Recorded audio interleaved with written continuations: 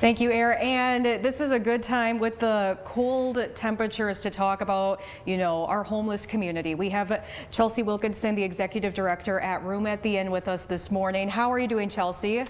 Trying to stay warm. Right? Yes, it is pretty gnarly out there. And I mean, people, with homes, with houses, we think it's cold, but for our homeless community, I mean, this is just brutal. Yeah, we're seeing some really, brutal temperatures, and, we are as full as we've ever been. And so we're so thankful to our friends at the Salvation Army who helped us open an overflow space at their location on Baraga so that we could make sure that our folks that have been sheltering in their cars thus far are able to get in out of the elements. Right now, we're seeing over 100 folks in Marquette County alone who are experiencing homelessness. So it's never been more critical. Yes, for sure. Yeah, and speaking of that, it just opened a couple weeks ago, the new shelter, and so how's that been going so far, having that available? It's been incredible. It's shocking. We saw a lot of pushback when we were looking for other spaces, and people just want a warm place to sleep.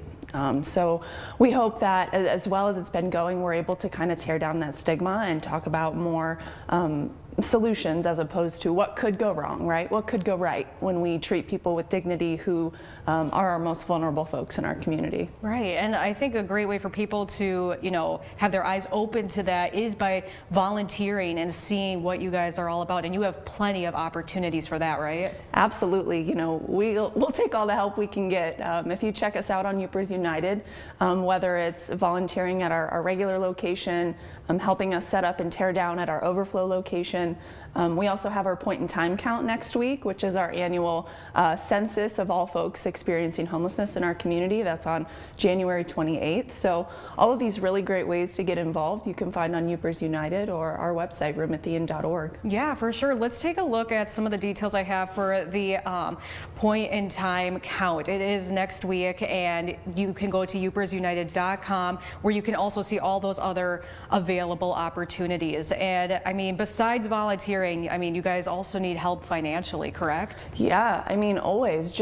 I was just telling you before we went on air, our pipes froze at our main location yesterday. So, talk about the extreme weather kind of hitting home.